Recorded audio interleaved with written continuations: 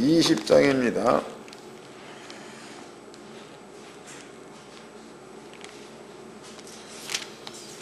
창세기 20장 1절서부터 마지막 절까지 읽읍시다. 창세기 20장 1절로 마지막 절까지 다 같이 한 목소리로 합독을 하도록 하겠습니다. 시작. 아브라함이 거기 남방으로 이사하여 가데스와 술 사이 그랄에 우거하며 그 안에 사라를 자기 누이라 하였으므로 그랄 왕 아비멜렉이 보내어 사라를 취하였더니 그 밤에 하나님이 아비멜렉에 현명하시고 그에게 이르시되 내가 취한 이 여인을 인하여 내가 죽으리니 그가 남의 아내임이라. 아비멜렉이 그 여인을 가까이 아니한 거로 그가 대답하되 주여 주께서 의로운 백성도 멸하시나이까. 그가 나더러 이는 내 누이라 하지 아니하였나이까. 그 여인도 그는 내 오라비라 하였사오니 나는 온전한 마음과 깨끗한 손으로 이렇게 하였나이다. 하나님이 꿈에 또 그에게 이르시되 내가 온전한 마음으로 이렇게 한 줄을 나도 알았으므로 너를 막아 내게 범죄하지 않게 하였나니 연애에 가까이 못하게 함이 이 까닭이니라. 이제 그 사람의 아내를 돌려보내라. 그는 선지자라. 그가 너를 위하여 기도하리니 내가 정녕 살려니와 내가 돌려보내지 않으면 너와 내게 속한 자가 정녕 죽을 줄 알지니라. 아비멜렉이 아침에 일찍이 일어나 모든 신복들을 불러 그 일을 다 말하여 들리매 그 사람들이 심히 두려워하였더라. 아비멜렉이 아브라함을 불러서 그에게 이르되 내가 어찌하여 우리에게 이리하였느냐. 내가 무슨 죄를 내게 범하였건대 내가 나와 내 나라로 큰 죄에 빠질 뻔하게 하였느냐. 내가 합당치 않는 일을 내가 행하였도다 하고 아비멜렉이 또 아브라함에게 이르되 내가 무슨 의견으로 이렇게 했느냐. 아브라함이 그러되 이곳에서는 하나님을 두려움이 없으니 내 아내를 인하여 나를 죽일까 생각하였으며 또 그는 실로 나의 이복 누이로서 내 처가 되었음이니라. 하나님이 나로 내 아비 집을 떠나 두루 다니게 하실 때에 내가 아내에게 말하기를 이후로 우리의 가는 곳마다 그대는 나이를 그대의 오라비라 하라. 그것이 그대가 내게 베풀 은혜라 하였노라. 아비멜렉이 양과 소와 노비를 취하여 아브라함에게 주고 그 안에 사라도 그에게 돌려보내고 아브라함에게 이르되 내 땅이 내 앞에 있으니 너 보기에 좋은 대로 거하라 하고 사라에게 이르되 내가 은 1000개를 내 오라비에게 주어서 그것으로 너와 함께한 여러 사람 앞에서 내 수치를 풀게 했노니 내 일이 다 선이 해결되었느니라. 아브라함이 하나님께 기도하며 하나님이 아브라함 그 아내와 여종을 치료하사 생산케 하셨으니 여호와께서 이왕에 아브라함의 아내 사라의 연고로 아비멜렉 집 모든 태를 다치셨음이더라. 아멘. 오늘 여러분께 읽은 내용은요, 이게 매우 중요한 내용입니다. 이해를 잘 하셔가지고 목사님들의 그 삶에도 이러한 그 일들이 꼭 적용될 수 있도록 그렇게 하시기를 바랍니다. 먼저 이제 이 말씀을 설명해 드리기 전에 우리가 한번 마음 가운데에 확실하게 믿음으로 가져야 될 부분들을 설명을 좀 해드리도록 하겠습니다. 하나님께서 우리 속에 성령을 보내셨습니다. 성령은 성경을 기록한 저자입니다. 그렇다면요, 성경은 전체가 66권입니다. 66권 가운데서 하나님께서 사람들한테 해놓으신 명령이죠. 명령, 법입니다. 이러한 그 법은 하나님과 성령께서 함께 제정한 거고 함께 공부한 거고 또 그 성령께서는 사람의 심령 가운데 임재하셔가지고 그 사람을 통해 그 법을 기록해야 한 자다 이 말이에요.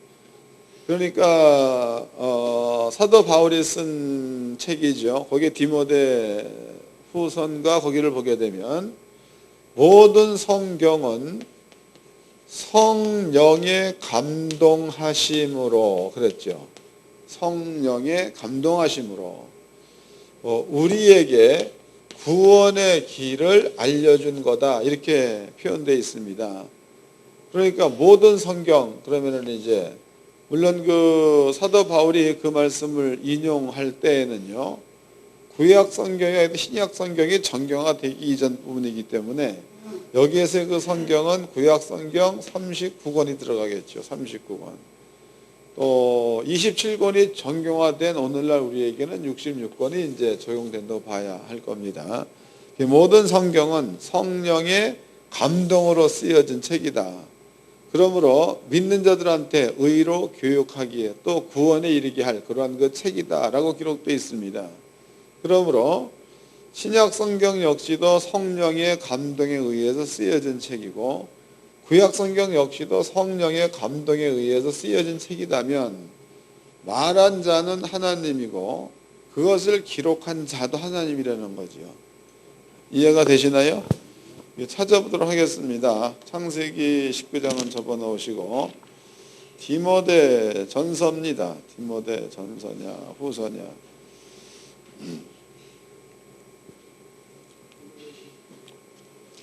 디모데 전서 후서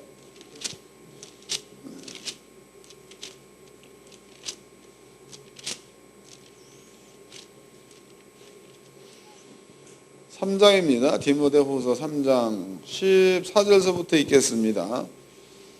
그러나 너는 배우고 확실한 일에 거하라. 내가 네게서 배운 것을 알며 또 내가 어려서부터 성경을 알았나니 성경은 능히 너로 하여금 그리스도 예수 안에 있는 믿음으로 말미암아 구원에 이르게 이르는 지혜가 있게 하느니라. 모든 성경은 하나님의 감동으로 된 것으로 교훈과 책망과 바르게 함과 의로 교육하기에 유익하니 이는 하나님의 사람으로 온전케 하여 모든 선한 일을 행하기에 온전케 하려 함이니라 그랬죠. 모든 성경은 하나님의 감동으로 쓰여진 거라고 말하고 있습니다. 때문에 성경의 저자는 성령입니다. 성경의 저자는 성령.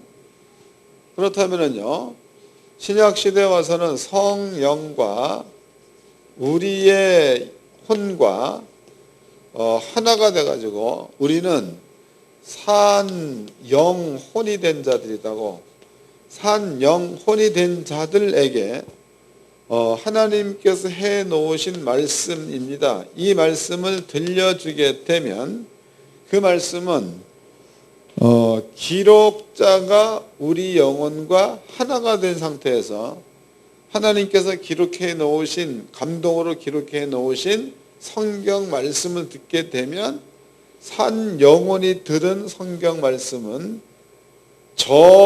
기록자가 우리의 영혼과 함께 들은 말씀이기 때문에 저절로 믿어진다는 거야. 이거 믿어라 해서 믿어지는 게 아니고 여러분들의 영 가운데 성령께서 임재 계시다면 기록된 하나님의 말씀은 저절로 믿어진다는 겁니다. 저절로. 그러면 저절로 믿어져야 된다는 것에 대해서 여러분들은 그 중심에서 그 말씀을 인정을 해야 합니다. 인정하는데 인정한 그 수위도 인정하라 그래서 인정한다 이게 아니고, 믿어라 그래서 믿는다 이게 아니고, 이런 모든 것들을 인정함에 있어서 이런 것들이 그냥 우리가 집안에서 부모와 자식 간에 대화할 때 그 말이 그냥 귀에 들어와서 남아 있듯이 그렇게 마음 가운데 남아 있어야 된다는 거다고. 이해되시나요? 원래 그 믿어라 그 얘기는 안 믿으니까 믿어라라고 얘기하는 거다고. 안 믿으니까 믿어라. 또 믿으시기를 바라 이 말도 안 믿으니까 그 말을 쓸 수 있다는 겁니다. 그런데 성령을 받아서 성령과 우리 혼이 하나가 돼서 산 영혼이 된 사람들은요, 저자가 우리 속에 들어와 있기 때문에 그 저자가 자기가 쓴 글을 보게 되면 이것은 저절로 믿어지는 거지, 믿어라 말라 해서 뭐 믿어지고 안 믿어지고 이게 아니라는 거다고.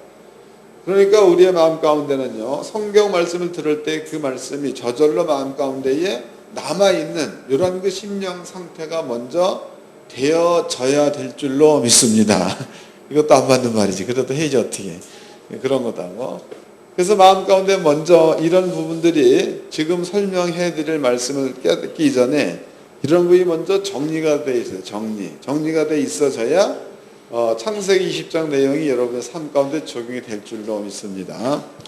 자, 이거 기억해 놓으세요. 그 다음에 이제 요한복음입니다. 요한복음 6장입니다. 이 부분을 우리가 잘 찾는데요. 요한복음 6장 63절을 읽겠습니다. 요한복음 6장 63절. 살리는 것은 영이니 육은 무익하니라. 내가 너에게 이른 말이 영이요 생명이라. 예수께서 하신 말씀 가운데서 살리는 것은 영이니 육은 무익하다. 내가 너에게 이른 말, 이 말이 영이요 그 다음에 생명이라는 말을 썼습니다. 영이요 생명. 그러니까 하나님이 해놓으신 모든 말들은 영이다 그래도 맞고 생명이다 그래도 맞는다 이 말이다. 내가 하는데 이런 말은 영이다 생명이다 이런 말을 썼습니다. 그 얘기는 바꿔 얘기한다면은 말씀 자체가 영이다 그 말은 살아서 움직일 수 있다는 뜻이다. 말씀 자체가 생명이다라는 그 말은 말씀이라는 것은 어떤 말씀인지 뜻이 있습니다. 그러니까 만약에 이제 하나님께서 병든 자한테 손을 얹은즉 나을 거다 이 말씀을 해 놓으셨습니다. 그러면 이 말씀이 생명이다면 병든 자한테 손을 얹으면 낫는 현상이 일어나는 게 생명이라는 거야. 이해되시나요? 병든 자한테 손을 낫는다 그 얘기는 그 말씀 자체가 믿음을 가지고 순종해 버리면은 그게 생명이니까 병든 자한테 생명은 치료되는 게 생명이다고 거기에 나타나 이게 생명이라고 합니다. 성경에서 내 말은 영이다 그 말은 말이지만 그냥 글이지만 살아있는 것과 같다 영이다. 내 말은 생명이다 그랬으니까 그 말의 뜻이 어떤 뜻을 담고 있든지 간에 그 말은 존재가 되어 나타난다 이런 뜻이 되는 겁니다. 두 가지를 기억해 놓으세요. 두 가지. 이제 본문의 말씀에 보니까 아브라함이라는 사람이 이제 아비멜렉이라는 사람을 만나게 됩니다. 아비멜렉을 만나 가지고 이야기를 하죠. 근데 여기에서 아비멜렉이라는 사람은 본토인이라고 본토인. 그다음에 이제 아브라함이라는 사람은 그의 고향이 바벨론 지역입니다. 성경에서는 갈대아 우르라고 나와 있습니다. 그럼 여기에 살던 사람이 아브라함이다고 때문에 아브라함이 가나안 땅에 왔을 때의 아브라함은 객인 거고 아비멜렉 사람은 거기서부터 살았던 사람이 때 그 땅의 주인이라고 봐야 맞겠죠. 그래서 아브라함과 사라입니다. 사라가 서로 약조를 맺을 때에 당신은 예쁘다 이 말이지 예쁘다. 그러므로 당신과 내가 낯선 타국에 왔을 때에 그 지역 사람들이 당신의 아름다움을 보고 당신의 아름다움 때문에 나를 해한다면 이거는 어떻게 할 수 없지 않느냐. 그러므로 우리가 그런 것들을 피하기 위해서 당신과 나 사이에 남매다 이런 얘기를 하자. 근데 실제적으로 그네들은 남매입니다. 그러니까 고종 아니지. 하여튼 남매다고. 사촌인가 뭐 그런 사이입니다. 이제 그런 이야기들을 하기로 자기의 부인 사라와 약조를 합니다. 그래서 아비멜렉을 만났을 때에 이 여자는 나의 누이다 라고 얘기했습니다. 아브라함이 걱정한 그대로 아비멜렉이 보니까 그 여자가 너무나 예쁜 거죠.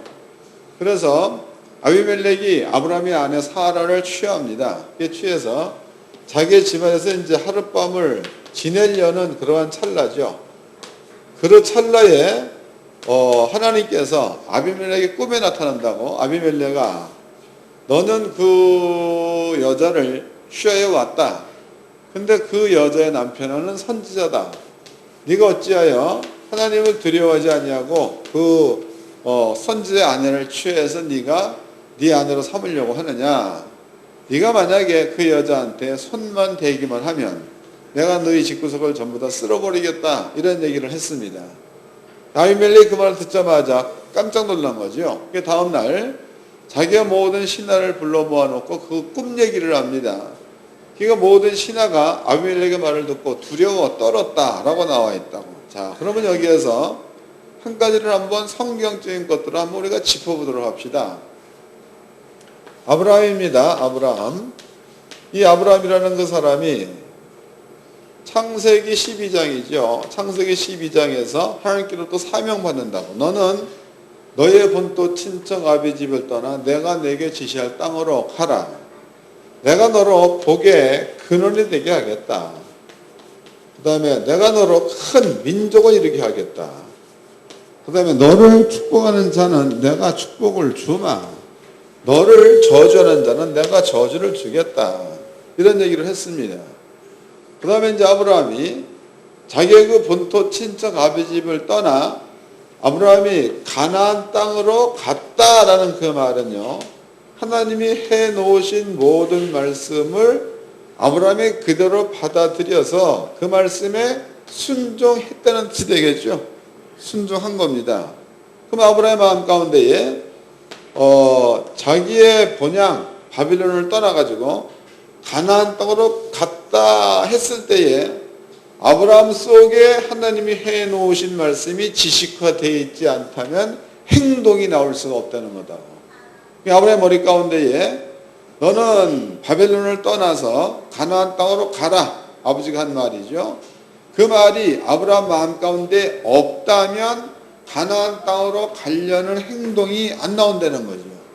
그럼 반대로 아브라함 마음 가운데에 하나님이 해놓으신 말씀이 지식으로 남아있다면 가나안 땅으로 가려는 행동이 나온다. 이런 얘기가 되는 겁니다.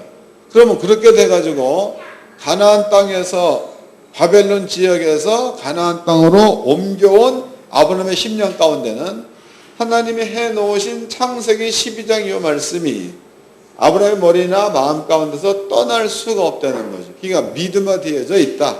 혹은 지식화되어져 있다. 혹은 영이 되어져 있다. 생명이 되어져 있다. 이런 뜻입니다. 그러면 하나님께서 이제 아브라함도 해놓은 말씀이다. 이것은 아브라함과 상의해가지고 네가 착할 때에는 복의 근원 되게 하겠다. 또 네가 악하면은 복의 근원이 못 되게 하겠다. 이런 그 조건을 단 게 아니고 아브라함은 여호수아의 말을 빌어본다면 아브라함은 강 건너편에서 다른 신을 섬기는 자들 가운데 있었던 사람이다고. 그러면 아브라함은 하나님이 불렀을 때의 악한 자였다는 거죠. 감이 잡히나요? 하나님이 불렀을 때 여호수아의 말대로라면 강 저편에서 다른 신을 섬겼다. 또 이제 유대인의 전승백한테 본다면은 아브라함은 우상을 만드는 자였다. 이렇게 이제 기록되어 있으니까 하나님 보시기에는 악한 자입니다. 그런데 그런 그 악한 자인 아브라함을 아버지가 불러가지고 네가 악하면 이런 복을 안 주지만 네가 선하면 이런 복을 주겠다. 이게 아니고 악한 자를 불러가지고 무조건 얘기한 거지 상의적으로 한 말이 아니라는 거다. 때문에 하나님께서는요, 아브라함이 선하건 악하건 간에 하나님은 신이지요. 신이신 하나님께서는 아브라함의 어떤 그 조건과 관계없이 하나님은 당신이 해놓은 말이 아브라함한테 이루어지게끔 하셔야지만이 신이라는 거예요. 이해가 된 거죠? 그런 거다고. 그러면 지금 이제 아브라함이라는 사람이 이 말을 가지고 바벨론 지에서 떠나가지고 가나안 땅에 살다가 아비멜렉이 그와는 그날따로 딴제 피신 이제 이사를 간 겁니다. 이럴 때에 아비멜렉을 만나가지고 자기의 부인 사라를 갖다가 빼앗기게 됩니다. 빼앗아 갔습니다. 그럼 아브라함이라는 사람은 타지에서 온 사람이고 힘이 없는 사람이니까 그러니까 빼앗길 수밖에 없는 거죠. 근데 여기에서 이제 우리도 한 가지 생각해 볼 것도 있는 건데 나중에 또 설명해 드리도록 하겠습니다. 그러면 아브라함은 아비멜렉이 사라를 데리고 갔다. 아비멜렉이. 그 아브라함은 그 입장에서는 아무 일도 할 수 없는 입장이라는 거죠. 그래서 아비멜렉은 사라를 데리고 자기의 집으로 가버리고 아비멜렉은 그 지역에다가 이제 짐을 풀었다 이 말이에요. 그날 밤에 하나님께서 아비멜렉한테 해놓은 그 이야기들이 아까 이제 읽어본 그 내용들입니다. 반대로 아브라함이야. 아브라함은 여기에서 있으면서 아비멜렉한테 무슨 일이 일어나는지는 모른다는 거죠. 전혀 알 수가 없다는 거야.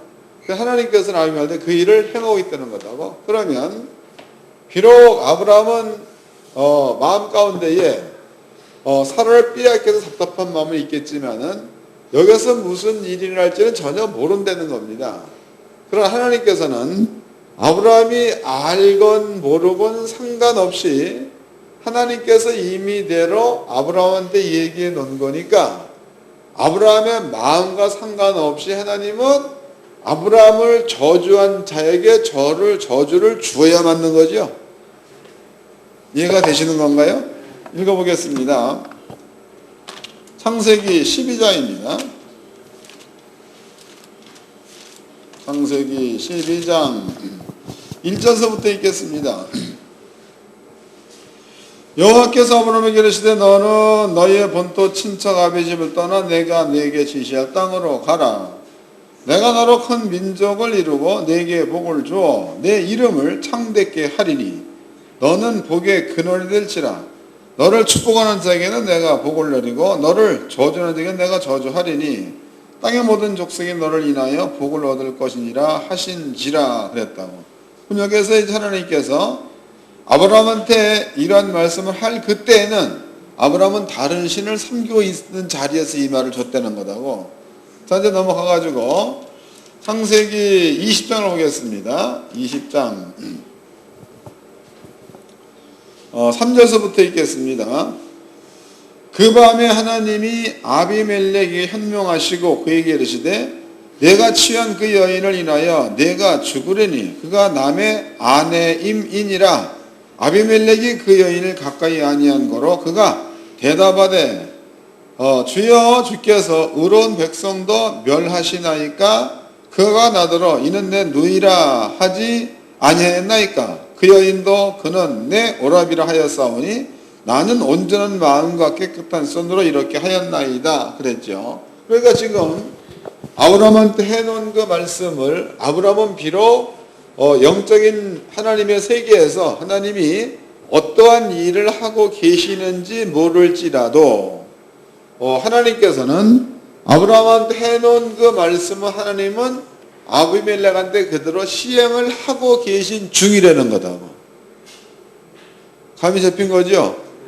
그 이야기를 오늘날 우리한테 비교 좀 해보도록 하죠. 우리한테. 그러면 우리는요 성령과 우리 혼이 하나가 돼서 하나님의 자녀 산 영혼된 자들입니다. 그 우리 마음 가운데에 하나님이 해놓으신 말씀이요 이 말씀 가운데서 여러분들의 마음 가운데 지식으로 남아있는 게 병든 자한테 손을 얹으면 낫는다. 이 말씀이 지식으로 들어와 있다고. 아브라함처럼. 그럼 여러분들은 병든 자한테 손을 얹을 수 있는 행위가 저절로 나오게 돼 있다는 거지. 그러면 그러니까 아브라함이 갈대아 우르를 떠나가지고 가나안 땅으로 가는 것처럼 여러분들이 그 말씀이 마음껏 믿어진다면 병든 자한테 손을 얹는 행위가 저절로 나오게 돼 있다는 겁니다.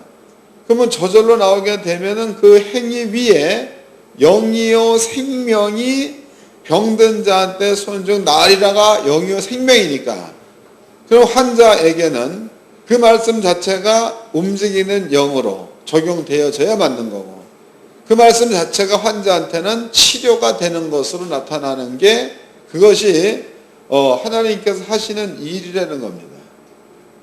이해가 된 거죠?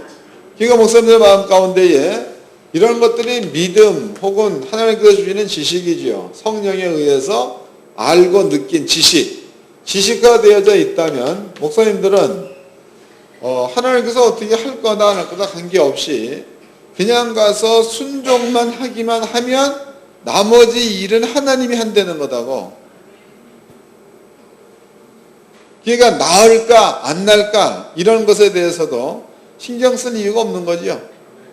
보면은 목사님들이 치료 사역을 할 때에 한두 번 해보고 안 하는 이유가 치료가 안 나타나니까 그만두는 거다. 근데 그것은 하나님께서 하시는 그 일이 하나님이 하시는 그 지경을 스스로가 머리 가운데 정하는 겁니다.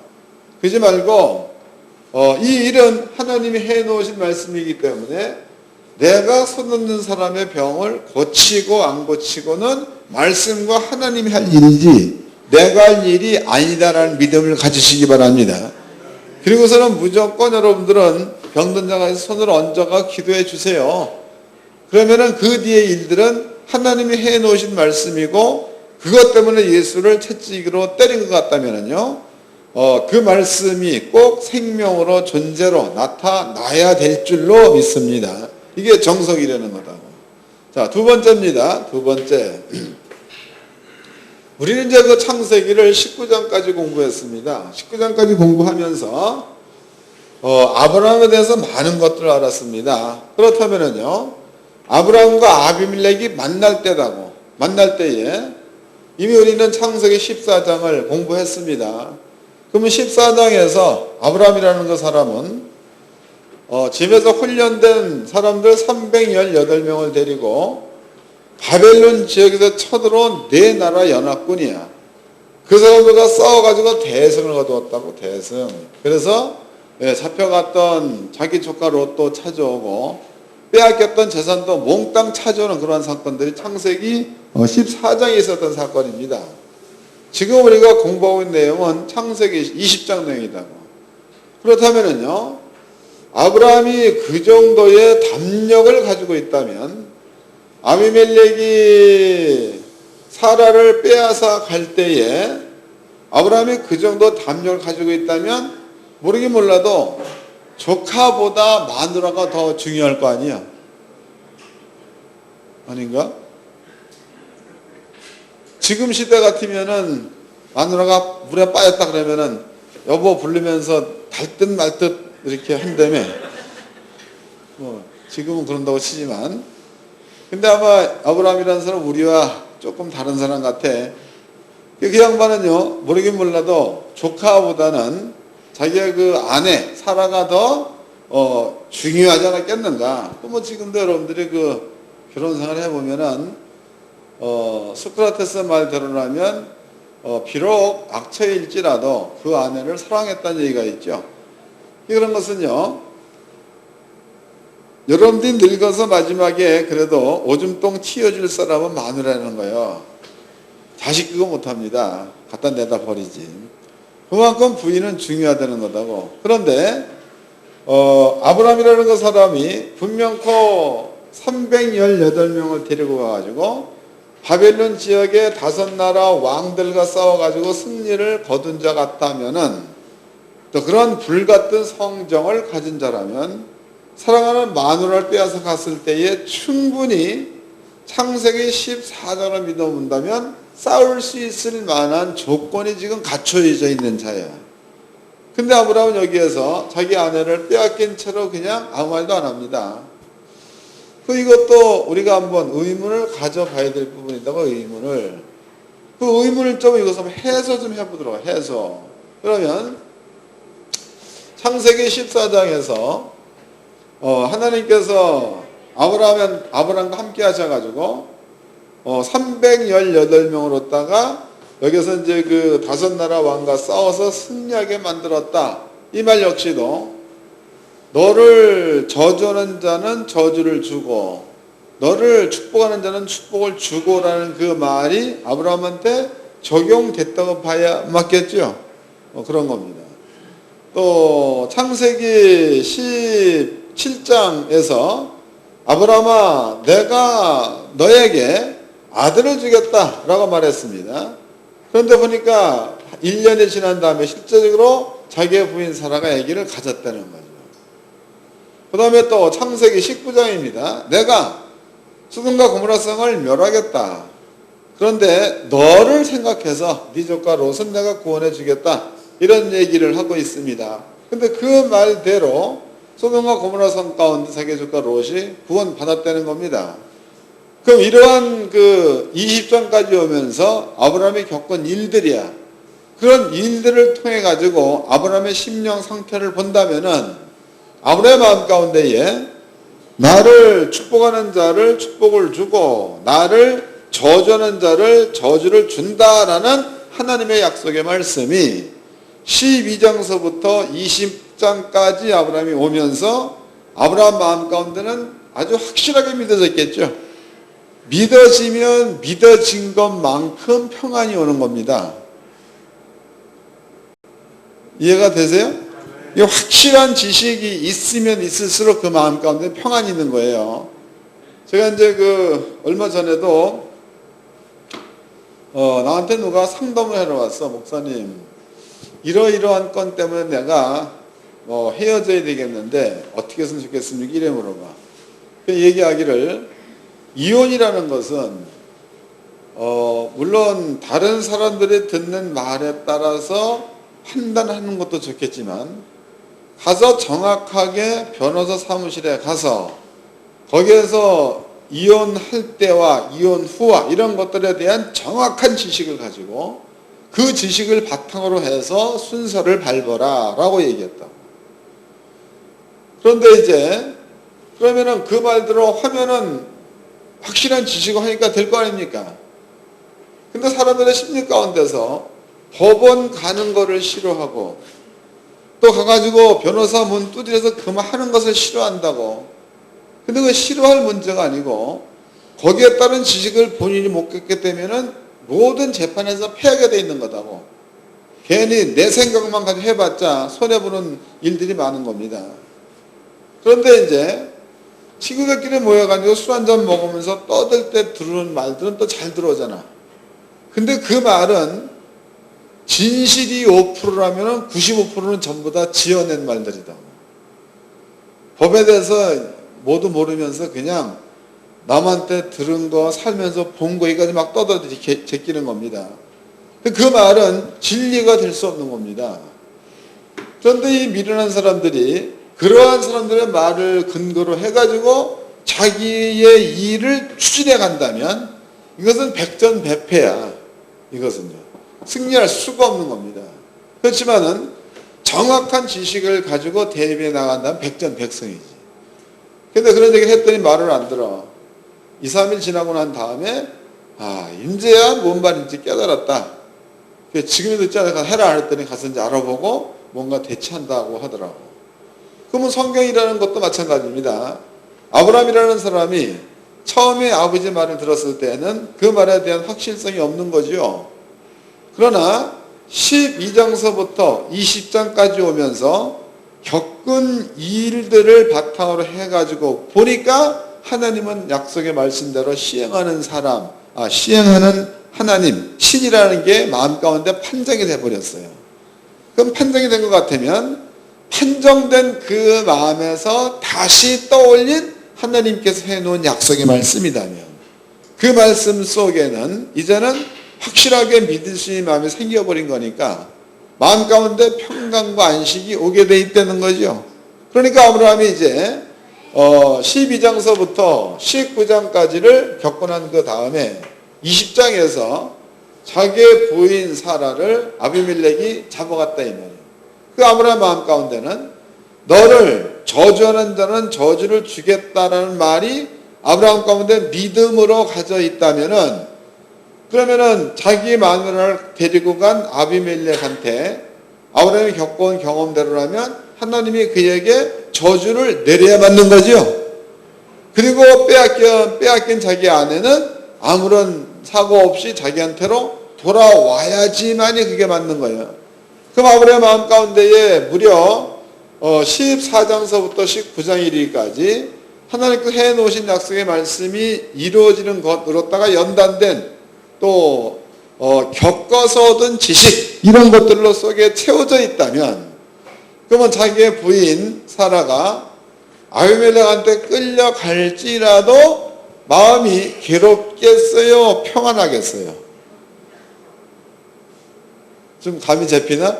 그 목사님들한테도 그런 마음이 있어야 되겠죠? 이 정도는 돼야 된다는 거예요. 그게 뭔 일이 있으면은 그 현상과 일만 보고 막 그냥 우리가 왔다 갔다 할 게 아니고, 아브라함의 그 일로 미뤄본다면 그런 일들이 발생되어진다고 그래도 하나님의 말씀을 신뢰하는 이러한 마음이 심령 가운데 채워져 있다면 이런 문제를 해서 걱정할 거리가 전혀 없다는 거지.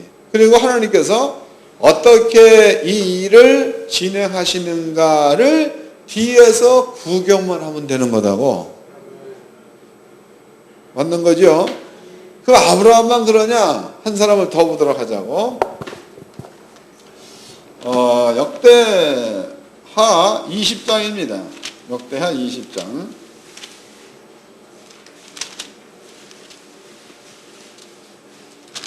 1절서부터 읽겠습니다. 1절 역대하 20장 1절 그 후에 모압 자손과 암몬 자손이 몇만 사람과 함께 와서 여호사밧을 치고자 한지라. 거기 와서 여호사밧의 고하에 가로되 큰 무리가 바다 저편 아람에서 왕을 치러 오는데 이제 하사손 다말 곧 엔게디 있나이다. 그가 유다 왕국에 세 나라가 연합해가지고 지금 쳐들어오고 있는 겁니다. 그때에 여호사밧의 기도 내용을 보자고. 여호사밧의 기도 내용 5절입니다.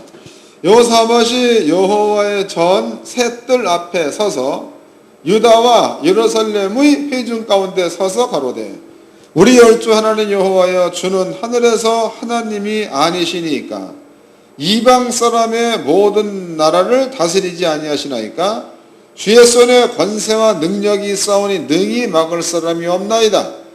우리 하나님이시여 전에 이 땅 거민을 주의 백성 이스라엘 앞에 쫓아내시고 이 땅으로 주의 봇 아브라함의 자손에게 영영이 주지 아니하셨나이까 라는 그 말은 옛날에 하나님께서 해놓으신 약속과 일들을 추억하고 있는 거죠. 여기 하나님이여 아브라함한테 이 땅을 주겠다라고 약속하지 않았습니까?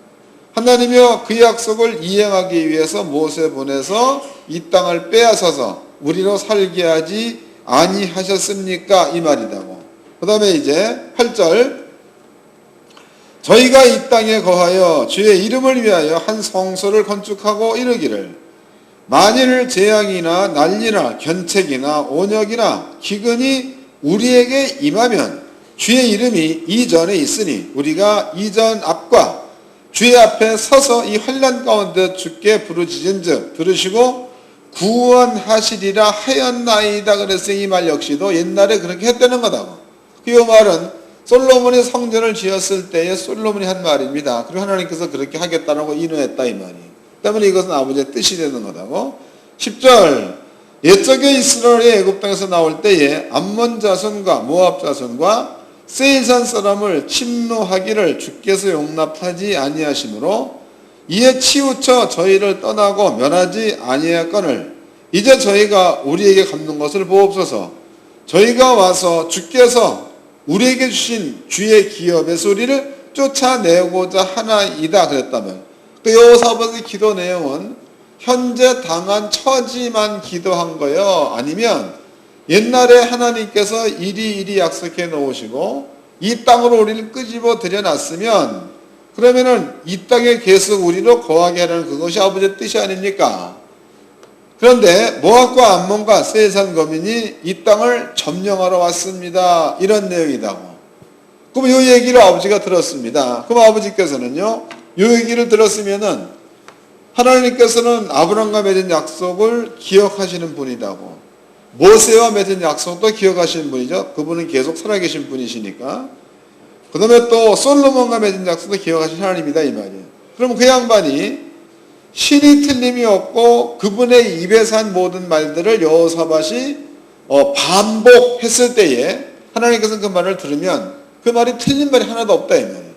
그 하나님께서는요, 여호사밧이 그렇게 얘기 안 해도 하나님은 아브라함을 밀어본다면 지켜야 되시는 분인데 여호사밧이 기도 가운데 그 말을 언급을 하니까 하나님이 하고 그것을 다시 기억나게 하는 말이 되는 거겠죠. 자, 그 뒤에 여호사밧은 전쟁에 나갑니다. 전쟁에 나가가지고 여호사밧은요 여기에서 가만히 구경만 했어. 구경. 성경에는 노래만 불렀다라고 나와 있죠. 레이지파한테 그 흰옷을 입히고 하나님을 찬양하자 이런 노래만 했습니다. 그때 하나님께서는 이 가운데 복병 보내가지고 세 나라가 서로 싸워가지고 한 명도 못 살고 다 죽었다 이면 다. 그러면 지금 여호사밧이 모압과 암몬과 세일산 거민에게 아버지께서 어떻게 역사하시는가 보자에서 보고 있는 거나 아브라함이 지금 아비멜렉이 자기 부인을 빼앗아 갔습니다. 그때 하나님께서 아비멜렉한테 어떻게 역사하는가 보자라는 그 마음이나 같은 마음이야 틀린 마음이 같은 거죠. 같은 마음이다. 이해 되신 겁니까? 자, 이제는 20장을 보겠습니다. 20장. 20절서부터 읽겠습니다. 이에 백성들이 일찍 일어나 두고하러 나가니라. 나갈 때 여호사밧이 서서 가로되 유다와 예루살렘 거민들아 내 말을 들을지어다. 너희는 너희 하나님 여호와를 신뢰하라. 그리하면 견고히 서리라. 그 선지를 신뢰하라. 그러면 형통하리라 하고 백성과 더불어 의논하고 노래하는 자를 택하여 거룩한 예복을 입히고 군대 앞에서 행하여 여호와를 찬송하여 이르기를 여호와께 감사하세. 그 자비하심이 영원하도다 하게 하였더니 그랬으니까 전쟁을 한 게 아니고 여기에서 하나님을 찬양하는 일을 지금 하고 있다 이 말이에요. 그 다음에 보겠습니다. 22절 그 노래와 찬송이 시작될 때 여호와께서 복병을 두어 유다를 치러 온 암몬 자손과 모압과 세일산 사람을 치게 하심으로 저희가 패하였으니 곧 암몬과 모압 자손이 일어나 세일산 거민을 쳐서 진멸하고 세일 거민을 멸한 후에 저희가 피차 살육하였더라 이랬다고. 그러니까 하나님께서 영을 이 장소에 보내가지고 아버지께서 일하는 데에 모압과 암몬이 하나가 돼가지고 세일을 치고 나중에 지들끼리 서로 싸워서 몽땅 다 죽었다 이렇게 기록되어 있다 이 말이에요.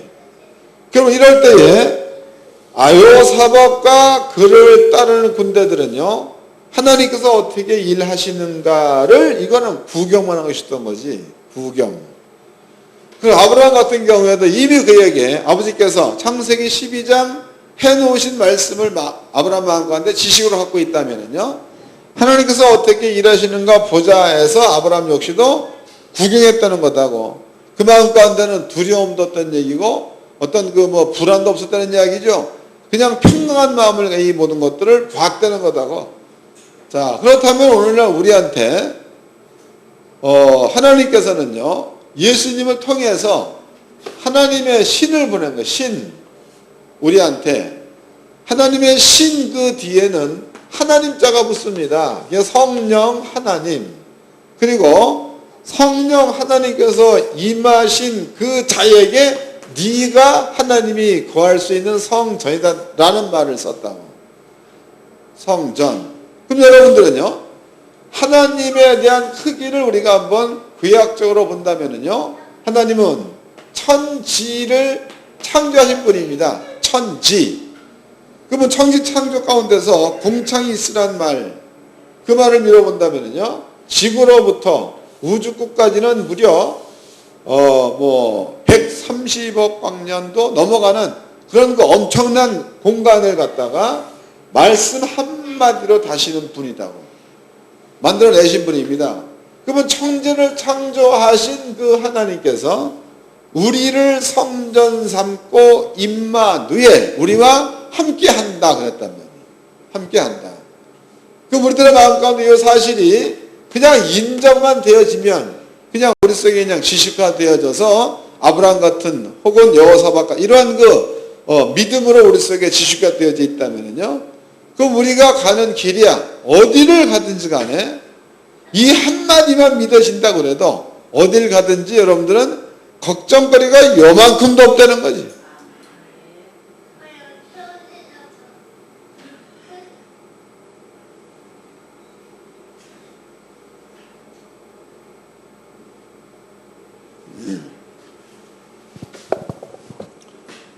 니들 여기 맨 앞에 와서 예배드려. 이 자리로 와.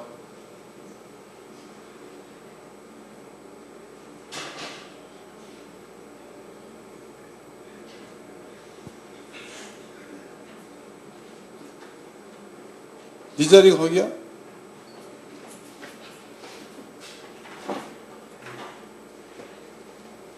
누가 예배 시간에 떠들려서? 영훈이 누가 떠들려서? 하나님이 떠들어 그랬어? 정훈이. 근데 왜 떠들어? 손 들고 예배드려.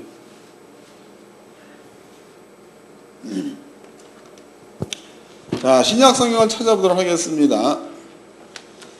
꼭 믿음으로 가지시기를 바랍니다. 요한복음 17장입니다.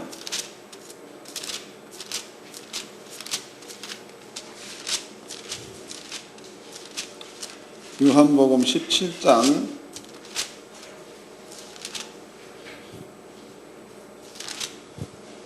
21절서부터 읽겠습니다. 아버지께서 내 안에 내가 아버지 안에 있는 것 같이 저희도 다 하나가 되어 우리 안에 있게 하사 세상으로 아버지께서 나를 보내신 것을 믿게 하옵소서 해서, 여기서 보니까는요, 하나님께서 예수님 안에, 예수님께서 하나님 안에 있는 것처럼 우리도 그러면 예수를 믿는 자들도 다 하나가 돼서 하나님과 예수님 안에 우리도 있게 하겠다는 거죠. 하나님과 예수님과 우리가 하나가 됐다는 거, 하나. 요것을 임마누엘, 그래. 하나님과 우리가 하나가 되어, 뭔가 함께한다. 임마누엘.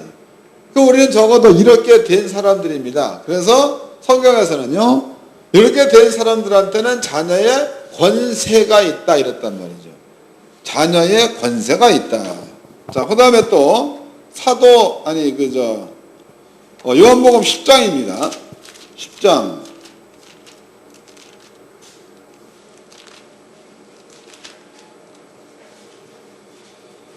28절서부터 읽겠습니다. 요한복음 10장 28절. 내가 저희에게 영생을 주더니 영원히 멸망치 아니할 터이요 또 저희를 내 손에서 빼앗을 자가 없느니라. 저희를 주신 내 아버지는 마녀보다 크심에 아무도 아버지 손에서 빼앗을 수 없느니라. 나와 아버지는 하나이니라 하신대, 그랬습니다. 그럼 여기에서도 하나님과 우리가 하나가 되었을 때에는 아무도 우리를 건드릴 수가 없다는 게 예수의 말씀입니다. 그 다음에 또 요한일서도 보겠습니다. 요한일서 5장을 보겠습니다. 요한일서 5장 18절서부터 읽겠습니다. 요한일서 5장 18절. 하나님께로서 난 자마다 범죄치 아니하는 줄을 우리가 아노라. 하나님께로서 나신 자가 저를 지키심에 악한 자가 저를 만지지도 못하느니라. 이 굉장한 말씀입니다. 하나님과 하나 된 자야. 이러한 자들은요, 악한 자가 그 사람들을 만질 수도 없다, 이렇게 표현하고 있다. 그럼 이것은요, 성경에 기록되어 있는 것이기 때문에 이 글 역시도 우리 속에 임재해 계신 성령께서 쓴 거예요. 성령께서 사도 요한을 감동해서 쓴 거고, 성령께서 또 마태를 감동시켜 쓴 거고, 이런 것들입니다. 그러면 그것을 기록한 성령께서 우리를 성전 삼고 우리 속에 임재해 계신다면요, 이것은 사실일 거다고 이건 거짓말이 아닐 거 아닙니까? 이 말들이 우리 마음 가운데에 아브라함과 같은 혹은 여호사밧 같은 이러한 그 믿음의 지식으로 딱 우리 속에 들어와 있다면요, 여러분들의 그 마음 가운데 백장은 어디를 가든지 자기 마누라를 빼앗겨서도 평강한 가운데 있어야 이게 정성아니에요. 또 여호사밧 같은 경우는 대군이 쳐들어온 겁니다. 쳐들어왔다 그래도 적어도 우리 가운데 이러한 그 엄청난 전능자가 우리를 성전 삼고 우리 함께 있다, 이런 확실한 지식을 가지고 있다면 여호사밧처럼 대군이 죽이려고 쳐들었다는 얘기, 여호사밧 목이 왔다 갔다 하는 거죠. 그 가운데서도 평강을 얻을 수 있다는 거죠. 그리고 그 앞에 찬양할 수 있다는 겁니다. 어려운 문제가 발생되어지면 마음이 요동친다는 그 말은 본질적으로 준비가 조금 미숙하다는 거예요. 아니면 임마누엘이라는 그 말의 의미를 아직까지도 확실하게 경험되어져 가지고 속에다가 지식화시키지 못했거나, 이런 둘 중에 하나가 되는 겁니다. 만약에 본질적으로 준비가 안 돼 있다면 처음부터 다시 배워야 되는 거예요. 처음부터 다시 믿음을 정리해야 되는 겁니다. 그럼 만약에 믿음화 되어져 있는데 아브라함처럼 12장의 아브라함이 믿음화 되어졌다. 그래서 갈대 우르를 떠나서 가나안 가는 행동을 했다. 그러면은 그런 어려운 일들을 겪음으로써 임마누엘 되어 있다는 것에 대한 믿음이 확실해진다는 거죠. 이런 일을 겪으면서. 그러면 지금 여러분들의 마음 가운데 아직까지도 어려운 이 일들을 만나게 되었을 때 두려움이 있다라는 그 말은 무언가가 확실하게 믿어지게 해지는 단계라는 거죠. 그 순간만 지나고 나면 그 다음에는 어떤 일을 겪는다 해도 담담할 수 있다는 게 성경에서의 가르침입니다. 쉬운 거 아니에요. 근데 문제는 이 듣는 게 문제, 듣는 게. 듣고 행동이 옮겨야 맞는 건데요. 듣고만 가지고 있으면 임마누엘의 참 의미를 본인이 몰라. 아는 거는 많은데 임마누엘의 참 본질을 못 깨닫습니다. 그 어려운 일을 만나게 되면 그것으로 인해 가지고 마음이 갈등하게 되는 거겠죠. 갈등. 그러시지 마시고 하나님의 말씀이 틀림없다고 믿어지면 그 믿음에 따르는 백장도 있어야 될 줄로 믿습니다. 그게 담담해야 돼. 담담해야 돼. 그 뒤에 보자고. 그럼 아브라함은요. 그런 믿음을 가지고 그런 지식을 가지고 하나님께서 어떻게 하시나 보자라고 기다렸을 때의 결과요. 결과는 하나님께서 말씀하신 그대로 안에 돌아왔죠. 근데 말씀하신 그대로 아브라함한테는 땅 왔습니다. 은도 왔고 동물도 왔다는 거예요. 가축도. 찾아보겠습니다. 창세기 20장입니다.